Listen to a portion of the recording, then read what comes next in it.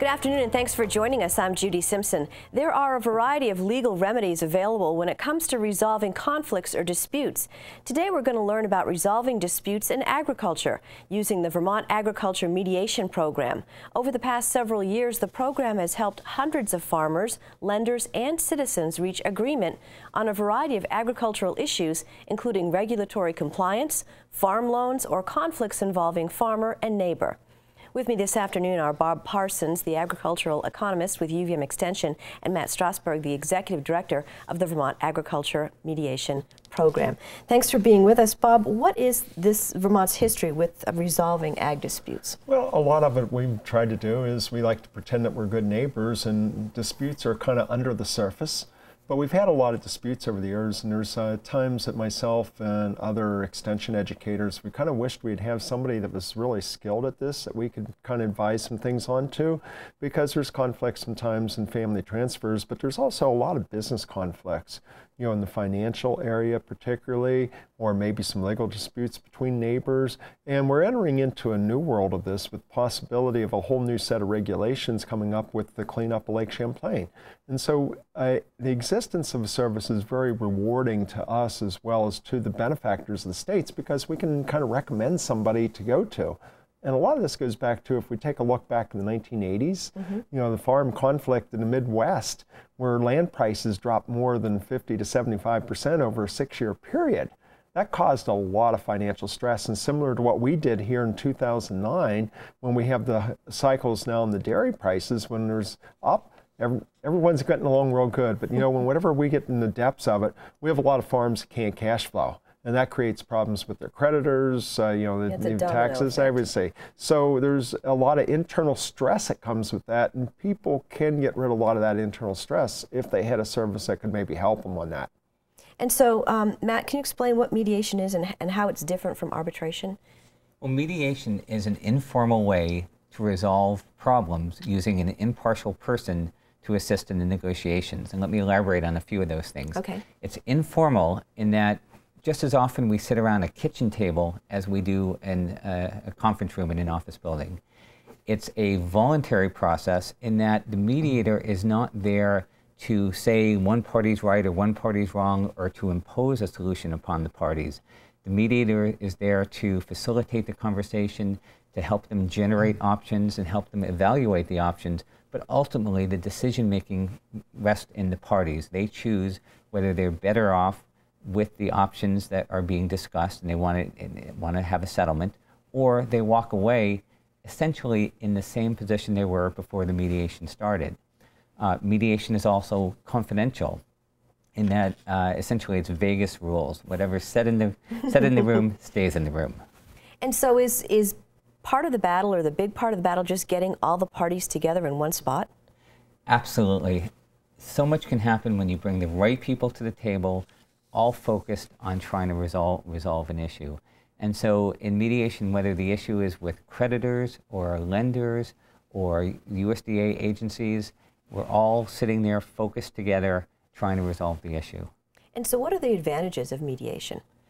Well, the mediator is essentially like a negotiation coach. So imagine you're having someone there trying to, number one, put you at ease, but number two, try to work with you so that the options that you suggest might be something acceptable to the other party. The mediator has talked to both sides usually before the mediation, and so they have an idea of what might work based on those conversations.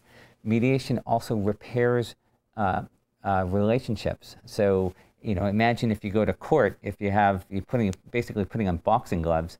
And you know, what's the relationship like after going through that kind of process? You can't shake hands with the boxing gloves on. Mediation is there to try to resolve the issues and get the parties to, you know, Vermont's a small state. The agricultural community within Vermont is small. We all have to get along. Nobody wants to do anything to harm anyone else's. We all rely upon each other. So keeping relationships is really positive, is really important. Mediation also reduces transaction costs. We're not generally hiring lawyers. We're sitting there together trying to work things out. as I mentioned, often around the kitchen table, which is a conducive atmosphere for that. Well, Bob, it sounds great, but what are some of the sort of hurdles that you face when you try to get a mediation going? Well, sometimes people say, that's this is a private matter. They don't even bring it to anyone else's attention. The other part of it is, well, we're dealing with the banks, and they just want their money. There is no room here for negotiation. And so you have to realize, even one, that there is a possibility of mediation, and two, most people don't know there is this mediation service available. And not only is it just a mediation service, it's from the USDA, so it has some orientation toward farming. So there are people involved with it that have agricultural background. And so it is possible for a farmer who's having some financial difficulty to sit down with the banker or the lending institution or whoever else that they may owe money to and work out a deal? That's what usually has to be done, because the bankers don't want to repossess the farm. They would rather have you there repaying a loan than them having to come in and having to liquidate the farm and put the farmer out of business. I mean, a lot of legal costs involved in that. They would rather have an ongoing business. And so in that aspect, but sometimes you have to get, as Matt mentioned, the right people to be doing the talking, and getting the farmer also to realizing that this is a real possibility too. If I may add to that, one of the most common situations we run into are with farmers who are having financial problems. And if you're having a financial problem, it usually is widespread. So you may be meeting your obligations to pay your loan to the bank, or you may be behind a little bit. But that's because if you're behind to the bank, you're often behind to the unsecured creditors, the feed dealers, the equipment dealers, the utility companies, and all that kind of stuff. And what mediation enables us to do is sometimes we get all the parties together and work and try to work things out in a global way. Other times we isolate each problem and work on it one by one. So for example, if it's a farmer trying to apply for a new loan, it may be that the bank is reluctant to issue a new loan because of these outstanding credit situations. So we may try to resolve these issues one by one with the different creditors. And in those kind of situations, the farmer is often getting charged quite a bit of interest, which is sort of understandable. I mean, the creditor, feed dealer, equipment dealer, they're not banks. They don't want to be banks. They just want to get paid for their services. But on the other hand, often the interest charged is such that it's very hard for the farmer to catch up. So in mediation, what we're often able to do is get the farmer to figure out an installment payment plan that is affordable to the farmer and at the same time works for the creditor. And mediation is flexible enough in that we can tailor the solutions to fit the exact financial circumstances. If we're working with a maple syrup producer, they may have a large cash inflow in the spring after the syrup. If we're working with a dairy farmer, we might look at how many cows they're milking and how many their cows are going to freshen at a certain point, and try to tailor the payments so that they work with the farmer's cash flow. Are farmers surprised that this is possible to do? I think yes. I think farmers, I'm not sure if I'd say they're surprised, but I would say that typically farmers,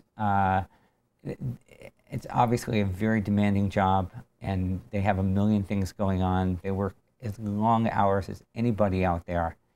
And the last thing they want to do is come home and have to deal with these kind of financial situations.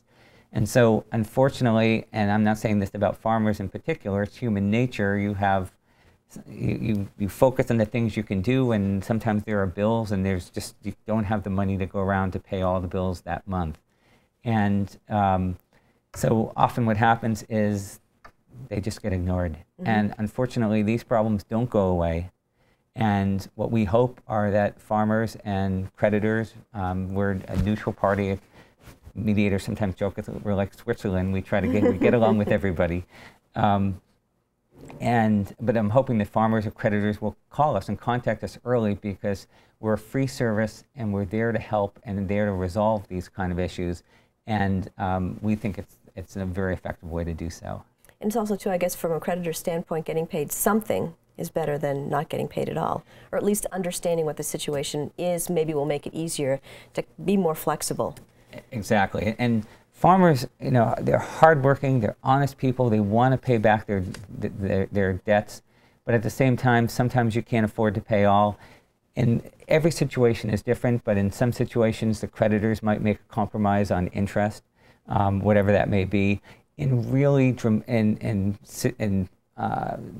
challenging situations where farmers might be also consulting with a bankruptcy attorney, that may be a very different dynamic. In those situations, creditors might quickly understand that if it goes to bankruptcy, they may be looking at a nickel or a dime on the dollar, and that they need to make a bigger compromise. It doesn't happen often, frequently, but we work at a solution that fits the circumstance. And there are some interesting different case studies on your website, and one is wetland determination and farmers dispute with regulatory agencies over wetland issues, and I suppose that's going to become more common, would you say? I think it is. Yeah. We've already had a number of conflicts with that, with you know, reclassification of wetlands and the further restrictions that may be put on them, and we don't know really what the state of Vermont is going to come down with for trying to limit the phosphorus inflow from ag lands into Lake Champlain. You know, we just don't know, and you know, that might be elimination of all farming of wetland areas, or even taking hay off. And you know, what looks like a wetland in April to a farmer, you know, who's farmed that all their life, they say it's not wet in July. Right. They may have their opinion from farming that, but we go by the Army Corps engineers and NRCS classifications of what is a wetland, and I'm sure there's a lot of people that don't agree with those. And so what about farmer-neighbor dispute over water protection? Oh boy, that's a good one, isn't it? Mm-hmm. And we may I have no idea what we're going to run into in the coming future, but I think we're going to have more and more conflicts as we get this, you know, we're hearing talk that things are going to be tough on small farms as well as medium farms as well as large farms. And there's probably going to be people thinking that, you know, they should be exempt, or that guy over my neighbor's doing more pollution than I am. And you don't know. I think we're going to see some conflicts, especially between even not just different farmers, but also farmers and their neighbors over who is, you know, supplying that type of phosphorus to the lake. And I suspect we're going to have a lot of disagreements on what the regulations mean and what the impact is going to be, and due to the way the enforcement. And I think mediation that has been in the agricultural arena for a while is probably going to be called on to help resolve some of these conflicts. Are there situations where mediation is not appropriate? Well, of course. There are circumstances when you absolutely need a legal ruling from a judge. That, for example, there's a determination that needs to happen. One party believes A and one party believes B, and that there's no way they're going to get together to find a solution until that issue is resolved. You also wouldn't mediate over deeply held personal beliefs, but that doesn't really apply in the agricultural sector. But the most important thing I would say, mediation applies where you have any type of business transaction, where you have those personal dynamics that sometimes make the relationship challenging. And one of the important things is that it's always better to mediate early. And people often procrastinate, human nature again, or they wait until the 11th hour, and then we get the phone call, and it's the feed dealer won't deliver, the utility company just shut us off, all that kind of stuff. Don't wait for it to be a crisis. And the earlier you get in, it's when parties are more flexible, the relationship hasn't been damaged as much, and there are more options that might be possible to resolve things. And so, Matt, how can people find out about the Agricultural Mediation Project? They can contact us by looking at our website, which is www.vtamp.org, or call us on the phone, 802-583-1100. I want to thank you both for joining me today. Thank you for having us. That's our program for today. I'm Judy Simpson. We'll see you again next time on Across the Fence.